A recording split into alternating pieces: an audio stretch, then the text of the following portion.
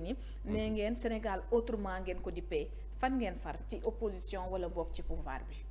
waaw xam nga Sénégal autrement pour ñu wax la en quelque sorte fan lay far day simple parce que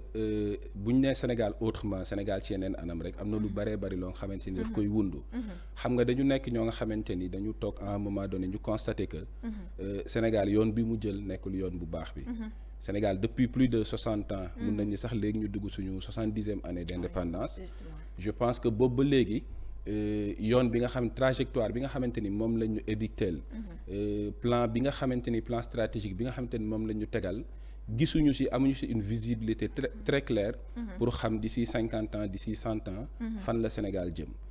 yoon bi mu jël effectivement ñu njort ni xëy na bu ñu ko toppee du bokk ci yoon yi nga xamante ni moom moo ñuy permettre ñu génn ci 25 pays les plus pauvres dugg ci les pays yi nga xamante ni mooy les pays les plus riches donc nag ñu constat yooyu yëpp bi ñu ko defee effectivement ñu gis ni aussi dafa am benn minorité de personnes yu ñuy woowee les politiciens yiy jël ay décisions yoo nga xamante ni nit ñi le Sénégalais lambda les jeunes la population bi nga xamante ni moom mooy l'essence même d'une vie l'essence d'un pays sax du ci retrouver wu donc nag ñun on avait 3 possibilités première possibilité mooy ñu toog seetaan parce que am na ñu bari ñoo xam ne yàlla suturaal na leen ñu ngi xëy di am liggéey ñu toog seetaan bu boobaa dañuy nekk ay complices beneen bi ci toog mooy ñu bokk ci ñi nga xamante ni dañuy ñaxtu ñu toog suñu ay biir néeg di ko ñaxtu wala toog suñu ay quartier di ko ñaxtu boobaa ñu ni ko ay ñaxtukat la ñuy doon troisième possibilité bi nga xamante ni moom la ñu choisir mooy ñu nekk des acteurs ñu xool ñun par rapport au peu de moyens yi ñu am par rapport au peu de connaissances yi ñu am par rapport aux expériences yi ñu am à travers nous aussi suñu jaar-jaar parce que dañu def tout notre cursus aux Parcelles Assainies à Dakar def une partie de notre cursus à l'étranger dem France jàngi gis ne en réalité dëkk bu mu mën di nekk rek waa dëkk ba ñoom ñoo ko mën a développer donc nag ñu ñëw ñu ni on veut être des acteurs ñun dañu bëgg bàyyi lamentation mais ñu bokk ci ñi nga xamante ni dañuy jéem ñi nga xamante ni dañuy ñëw mettre en place des choses qui permettront au Sénégal d'ici peu de temps ñu bokk ci réew yi nga xamante ni ay réewu référence lañ donc boo ko jàngatee rek mooy ku la wax ni Sénégal autrement laa woote Sénégal ci yeneen anam li fi nekk dalul xelam li fi nekk doyu ko en tant que jeune kon gis nañu li nga xamante ni gouvernement bi depuis 2012 li mu teg donc àndu leen ci mu nekk loo xamante ni daanaka dañ ci gën a dellu siwaat laata ñuy jeexal émission bi waaye bu ñu revenir en arrière junju naa ko ni ki sànq procès bi nga xamante ni moom moo lëkkale Ousmane Sonko ak Adji Sarr masseuse bi nga xamante ni da koo accusé viol ak li nga xamante ni moo di menace de mort ni ki suba la ñu koy atte waaye nag risque ndax jàppoo ni mën na cee am ñu mën a jàmmaarloo si wala mu am leneen li nga xamante ni du Sénégal du souhaité parce que Ousmane Sonko daanaka campé na fi mu campé waaye wax na ni dina wuy si toutefois moom li nga xamante ni ay càkkutéefam la nangul nañ ko maanaam taamu yoon bi nga xamante ni moom la war a aw entre autres ni ko maître Ciré Clédor li waxee garantir ko en quelque sorte sa sécurité gis nañ ni loolu lu ñu rejeté la sa xalaat si wàllu wi. waaw xam nga procès boobu noonu malheureusement et comme j'ai l'habitude de le dire xam nga dans toutes nos émissions maintenant yi ñuy intervenir lu ci bëree bëri au lieu de parler d'économie au lieu de parler d'agriculture au lieu de parler de choses essentielles ñu ngi suñu assemblée nationale bi ñu tëj c'est l'occasion ñu naqarlu ko au lieu de parler de sujets yoo xam te ni dafay am impact dafay jariñ réew mi en général on est orienté ci sujet yoo nga xamante ni en réalité waroon nañ ko régler depuis très longtemps waroon nañ ko dépasser depuis très longtemps moom moo lay wan impact bi nga xamante ni moom la am ci réew mi aujourd'hui au lieu que ñu am focus sur li nga xamante ni effectivement moo ñuy jariñ focus ci li nga xamante ni peut-être mooy élection 2024 yi di ñëw yu am solo aujourd'hui nous tous nous sommes orientés vers ça suba procès bi effectivement à coup sûr école yëpp dafay tëj suba à coup sûr commerce yëpp dañ koy bloquer suba à coup sûr ñu bari seen liggéey dina impacté wu économiquement parlant avant de ñëw sax ci en réalité li nga xamante ni moom la mën a jur économiquement parlant li mu mën a yàqal Sénégal dafa extraordinaire économiquement parlant li muy xañ Sénégal dafa extraordinaire te réew nag en réalité bu ñu lay wax derrière croissance wala ñu lay wax budget ñoom chiffres yi nga xam dañ koy bëgg di communiquer très souvent li koy indi li nga xamante ni moom moo lay permettre croissance boobu nekk une croissance soutenue boo xamante ni tey boo nee Sénégal dafa am croissance à 2 chiffres nit ñi mën ko yëg ci seeni ay poches mooy effectivement de façon continuelle il faut que ñu am une stabilité réew mi am stabilité boo xamante ni moom moo ñuy permettre ku ci nekk mën di vaquer à tes préoccupations suba procès bi encore une fois ñi nga xamante ni sax xëy na ils sont véhiculés maa ngi dégg bërki dem am ko koy wax à la télé dinañ am chance su mën a xëy dinañ am chance su mën a doxi seen ay activités mais je pense que bu ko préfet bi defagul léegi mu génne benn note pour interdire ñi nga xamante ni en réalité ay 2 roues lañ am te am na cri de cœur buy am boo xamante ni effectivement ñooñu dañu bokk ci réew mi parce que ñooñu di xëy yor seen ay 2 roues ñu ci bëree bëri di def cak-cak léegi au lieu que ñu leen di accompagner encadrer leen pour que ñoom seen revenu yi ñuy am mu nekk ay revenu formel aujourd'hui dañ leen di xañ ce jour là ñu am loo xam dañ koy yóbbuwaat ci seen njaboot te ñooy ñi bokk ci ñi mën a créer bi bu mën a xew. loolu la ñu njort loolu la ñu njort mais effectivement gis nga réew boo ko jiitee. tollu jamono boo nga xamante ni wóolootoo ña nga jiite parce que nag naa la wax ñi yor oto yi di daw ëpp ñu ci réew mi. ñi nekk ci bureau yi ëpp ñu ci réew mi. ñi ëpp ci réew mi mooy ñiy jël ay moto di xëy. ñi ëpp ci réew mi mooy ñiy jël ay transport en commun di xëy. boo demee ba ñooñu nga seen activité yëpp nga bloqué ko ne serait-ce qu'une journée yow xëy na bàyyi woo xel ni yow. capacité bi nga am mooy bu weer deewee à coup sûr di nga jot sa salaire ñoom amuñu loolu dañuy xëy au jour le jour di lijjanti loo xamante ni moom la ñuy yóbbul seen njaboot donc bu ñu ko xoolee ci sens boobu noonu rek waroon na mun a tax ñu boole dossier boobu ci dossier yi nga xamante ni le président daf ciy teg kuddam ma wax la ko beneen bi ci topp li ma la limal yépp ay éléments yu essentiels ya yoo nga xamante ni nit boo jógee impact bi mu am économique impact bi mu am ci dëkk bi ndax c'est très important gis nga réew suñu ko bëggee liggéey damay faral di wax il faut qu'on comprenne qu'on a un pays à développer yoruñu benn structure bu ndaw ne serait-ce que seen Seneweb bii ngeen nekk je pense que dafa am ay règles yoo xam moom ngeen teg nit ñi mënuñu jekk xëy benn jour ni duñu xëy c'est inadmissible ñi injecter seen xaalis di ci xaar des bénéfices bis bu loolu amoon ñu convoqué leen yéen ñëpp wax ak yéen donc bu ñu demee ba ni ñun dañu war a développer notre pays ñu bokk ci 25 pays yi nga xamante ni ñoo gën a ndóol ci réew mi ñu ni ñun il faut que ñu dabalaat ñeneen ñi il faut que ñu fexe ba dab les pays européens les pays occidentaux les pays asiatiques il faut que ñu dab les pays yi nga xamante ni c'est les pays maghrébins il faut que sax ñu dab les pays africains yi nga xamante ni Afrique noire la ñu nekk ñu wëlbatiku nag am ay gàllankoor yoo nga xamante ni économiquement day gàllankoor suñu dëkk y a un souci y a un problème ne serait-ce que pour loolu encore une fois waroon na mën a tax ce dossier ñu teg ko ci président teg ci kuddam beneen bi nga xamante ni dama ciy ñëw xam nga au début bi nga xamante ni coow li jib na ñu constaté que am na 14 morts lan moo xewoon Sénégal les gens se sont dit c'est extraordinaire on a eu 14 morts nit ñi di ko naqarlu xam nga yow mi koy naqarlu Aïda wala man mi koy naqarlu dis-toi que mënut a bokk ak ki nga xamante ni en réalité moom moo perte doomam maa ngi koy wax bërki démb mënut a bokk ak ki nga xamante ni moom moo perte rakkam wala magam mënut a bokk ak ki nga xamante ni moom moo perte papaam loolu noonu 14 morts am c'est passé inaperçu ba léegi nii amul justice ñoom ñu ngi jooy de mais ba léegi bërki démb yaa ngi dégg ñun la am na 3 morts yu am ci dëkk bi c'est devenu une habitude maintenant ñun ñëpp nangu nañ ni ay dee yuy am ci ay manifestations léegi dafa war a naturel. Et puis c'est devenu un peu banal bu ñuy xool. c'est devenu c'est extraordinaire et c'est dommage. gis nga bakkanu doomu aadama yi dafa am solo. bakkanu doomu aadama moo ëpp doole leneen lu dul bakkanu doomu aadama te képp ku lor bakkanu doomu aadama waxuma la nga rey ko sax la képp ku lor doomu aadama di nga ko layoo ak suñu borom waxuma la ak nag nga rey ay nit yoo nga xamante ni xaw ma fan la de mais lenn leer na waroon nañu fexe ba ñi ñu rey ñu leeral ci ba yan anam lañ leen rey mais waroon nañ fexe ba ñi ñu rey aussi circonstances yi tax ñu rey leen ñu éviter ko te circonstances yi tax ñu rey leen aussi procès bi daf ci bokk. Troisième point bi nga xamante ni dama koy indi. te ñu baal ma parce que effectivement ce procès là en réalité. pour man sax day déshonorer la femme en quelque sorte. parce que effectivement à un moment donné bu ñu la waxoon nit dañu ko violer. dafay am benn compassion booy am vers moom. bu ñu la waxoon nit dañu ko violer dafay am yërmande booy am vers moom. bu ñu la waxoon nit dañ ko violer xam nga lu tax ñu demoon ba criminaliser viol. parce que viol dafay bàyyi ay séquelles ci nit ki ñu violé viol dafay bàyyi ay traumatisme ci nit ki ñu violé viol dafay def ba nit ki nga xamante ni moom lañ violé mun nañ ni addunaam sax mun na ci yàqu moo tax ñu ni yow mi nga xamante ni kër yaa violé nit ki il faudrait que ñu topp la même bu dee sax dañ lay yóbbu ba chambre criminelle ñu yóbbu la ba chambre criminelle mais bu ñu demee ñu baal ma ba ñu violé nit ñu ni dañu violé nit ki nekk une grande star li may faral di wax mooy viol bi jig na ko yow nag bu la mbir dalee même bu dee naqar la viol bi jig na ko connaissant ku ko gis moom mi ñi dañ ko violé nga gis ko auparavant nga gis ko tey encore une fois ni ñu ko defee star au moment des procès buy ñëw tout le monde ñëpp dañ koy waajal. buy ñëw ñëpp dañ koy waajal mais est-ce que gën a waajal Adji Sarr war a mën a sañse préparer wu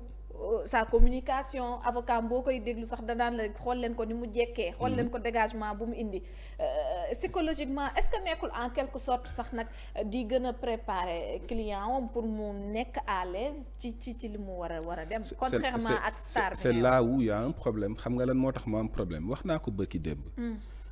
dëkk yi nga xamante ni sax baaxoowuñ di ormal baaxoowuñ di muuru baaxoowuñ di nëbbatu parce que Sénégal dañu am loo xamante ni moom mooy suñu ay baax dëkk yi nga xamante ni ñoom baaxoowuñu loolu sax ku ci dem ba viol dal la mu nekk natt bu metti booy dem procès tu fais tout pour te camoufler tu fais tout am benn fulaar boo xam ne da ngay nëbb sa bopp bu ñu kersa bi dafay ñëw parce que même bu fekkee lu métti la même bu fekkee dañu la tooñ am na lenn loo nga xamante ni yow di nga ko kersawa ndax lan ndax sa njaboot yi nga xamante ni ëllëg dañuy ñëw nga jur ay doom sa doom yi jur ay doom ñu mën leen joxoñ ni leen yéen kat seen waajur bu jigéen dañ ko violé woon ku nekk war nga mun a moytul sa njaboot ñu leen woy boobu ñu koy am ci sa kéem kattan donc nag bu ñu demee nag ba ki nga xamante ni la personne concernée moom ci boppam doxeewul noonu waneewul noonu encore une fois nga gis ko xam ni moom am na changement de façon positive boo ko xoolee par rapport ak photo bi c'est merci pas beaucoup pareil. boo leen ko wane woon ngeen gis ni am na changement bu extraordinaire bu am ci moom mais yaa xayti nañu ko nangul ni moom li viol dan def ci nit en réalité defu ko ci moom viol jig na ko bu la mbir jigéen nag yaa xayti te mbir boobu noonu wëlbati ko encore une fois parce que fi ma ko teg par parloo moi je suis pas pour ou contre da ngay observer li may wax en réalité man fi ma nekk c'est du côté du peuple c'est du côté des Sénégalais c'est du côté de ñi nga xamante ni suba en réalité bu ñu xëyee war a joxe 5000 wala 10 000 seen kër du ñu xam fu ñu koy jëlee parce que nee nañ leen suba waroo leen xëy loolu rek yooyu noonu yëpp boo ko boolee war na mun a tax ce procès là encore une fois ak lu ci mën di xew ñu jéem a fexe ba mu nekk loo nga xamante ni mais est-ce que foofu nag Moustapha mën nañ fa jàngatee koo xamante ni mbir mi impacté wu ko li muy wax parce que du ci col ko rek wala ci maquillage mën na nekk loo xamante ni tamit c'est pour mun camoufler les choses munul nekk noonu tamit parce que maanaam yëg-yëg tam Aïda xam nga Aïda li ma lay wax c'est au-delà de Adji Sarr li ma lay wax et c'est quelque chose que yow nga comprendre les Sénégalais comprennent c'est-à-dire Adji Sarr benn produit la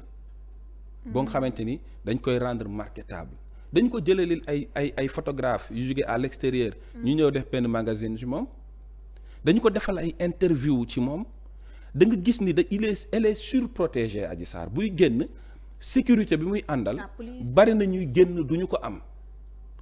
médiatisation bi nekk autour d'elle moom moo lay wan ni derrière am na lu laxasu ci biir procès bi et encore une fois bu doon c'est un procès lambda ñu defal ko nit ki du am impact suñu réew du am impact ci économie réew mi du am impact ci sénégalais lambda bi war a xëy du ma ci am problème mais dafa fekk loolu noonu yëpp dafa dajaloo mais aussi mu nekk également loo nga xamante ni wax dëgg yàlla gënul ci Sénégal parce que nag képp kuy observer di nga xam ni la tension bii ñuy dund l'instabilité bi nga xamante ni moom la ñuy dund au Sénégal li ko fi indi en réalité procès boobu ci la bokk beneen mbir bi ci topp mooy dafa absorber nous tous nos têtes on ne parle plus que de ça. Depuis 2021 on ne parle plus que de ça. mais li ko gunge yëpp est-ce que dina mën a tax ñu bañ cee mën a wax ndax lim nga fi ay mort lim nga fi Ousmane Sonko su waree wuy ji ñëpp di tiit mu lim nga fi yu dul jeex yoo xamante ni mënuñu koo wax impact bi mu war a def ci biir Dakar ba léegi aujourd'hui sax ñu on parle de Ziguinchor Moustapha su ma la déggee tam reveniraat ci li mooy Adji Sarr ak ñi koy protéger dañoo def une très mauvaise communication. Si su ma déggee bu baax a baax tey li nga wax ba tey yërmande gi tax ñu waroon ko am ci moom tey sénégalais amuñu ko wala ñeen ci ay sénégalais. mais xam nga lu ci gën a graaw xam nga li ñuy wax jurisprudence mu yàq lu bare.